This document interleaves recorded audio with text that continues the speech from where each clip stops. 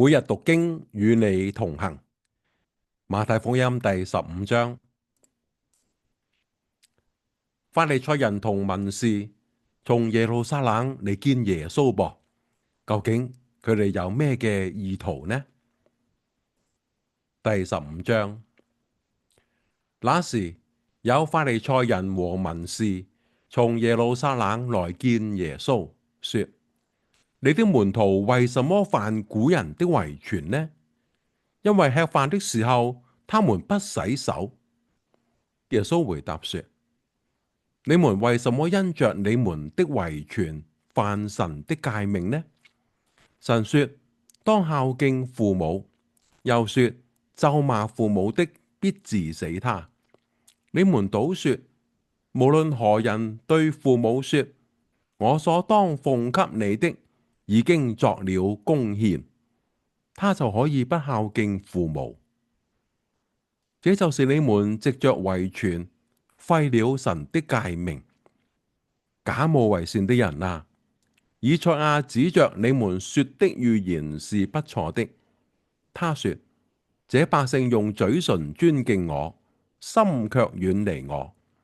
他們將人的吩咐當作道理教導人，所以拜我也是枉然。耶穌就叫了眾人來對他們說：你們要聽，也要明白。入口的不能污穢人，出口的乃能污穢人。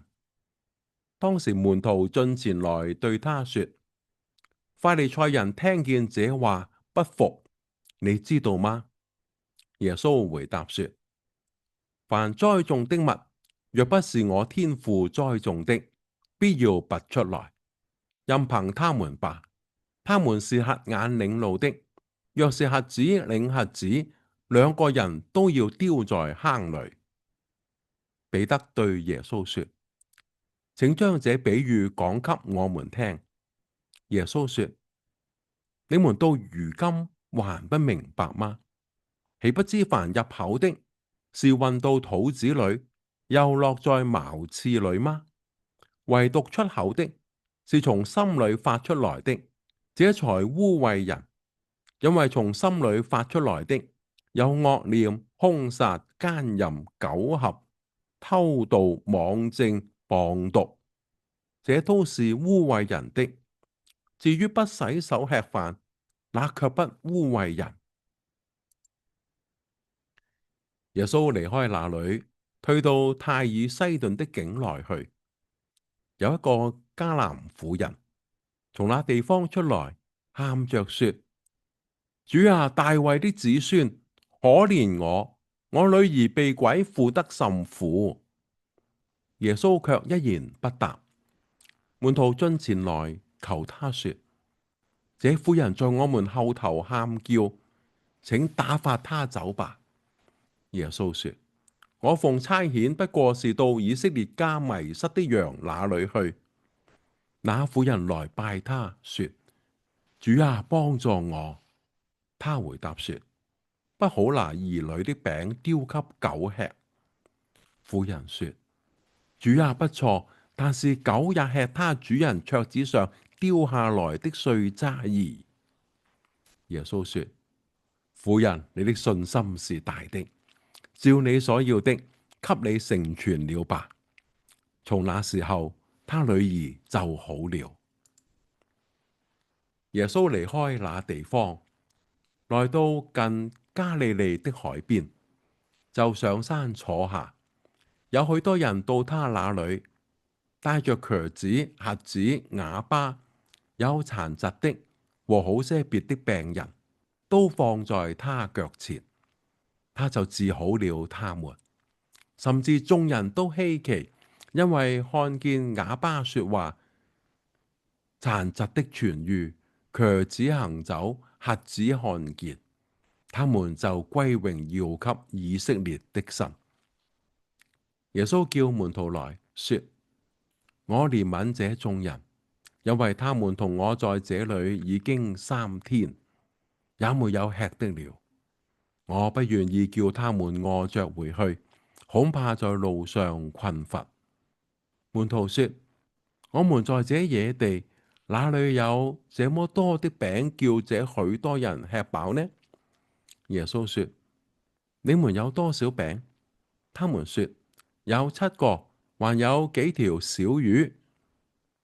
他就吩咐眾人坐在地上，拿着這7個餅和幾條魚，祝謝了，擘開，遞給門徒，門徒又遞給眾人，眾人都吃，並且吃飽了，收拾剩下的零碎，裝滿了7個筐子。吃的人除了婦女孩子，共有4000人。耶穌叫眾人散去，就上船，來到馬加丹的境界。經文讀畢。離開咗嗰啲前嚟吉難佢嘅文士同法利賽人，耶穌向北走到外邦人嘅泰爾西頓地區。喺嗰度發生咗一件令人詫異嘅事情。有一個迦南婦人請求耶穌醫治佢嘅女兒。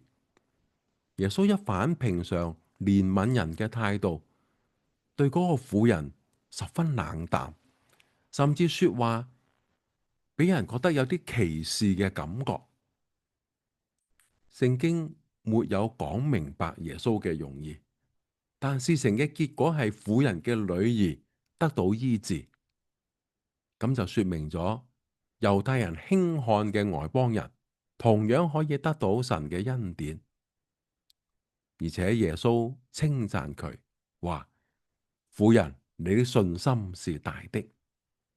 可見耶穌之前嘅言語同埋態度係對佢嘅試驗，說明信心係蒙恩嘅路，唔係猶太人自誇嘅種族地位或者宗教行為。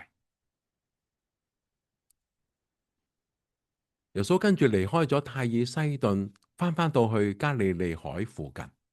喺嗰度咧，耶穌行咗個嘅神蹟，類似5餅2魚嘅神蹟。不過呢一次咧，係7個餅幾條魚，餵飽咗4000人。呢個神蹟嘅意義喺邊度呢？有人從比較餅同埋魚嘅數量，同埋咧吃飽嘅人數嚟到咧係去思想。我覺得其實個重點應該係上一次係猶太人，今次咧係外邦人。當留意到呢次使用嘅器具咧係筐子，呢個係外邦人常用嘅，而唔係5餅2魚嗰一次所用嘅籃子。嗰啲咧係猶太人常用嘅。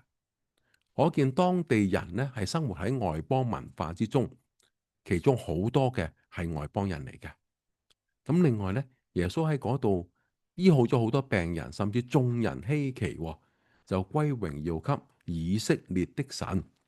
可見嗰度嘅眾人係外邦人嚟㗎，所以呢一個嘅神蹟嘅意義係在於顯明神嘅恩典同拯救同樣臨到外邦人。耶穌吩咐門徒去，使萬民作佢嘅門徒。你有冇跨文化、關心跨文化嘅宣教工作呢？讓我一齊嘅祈禱。神啊，你係不偏待人嘅神，求你指教我關心同埋參與宣教事工，了解跨文化嘅需要，支持宣教士實踐大使命。奉主名求，阿門。好，今日我哋讀經就到呢一度，我哋明天再見。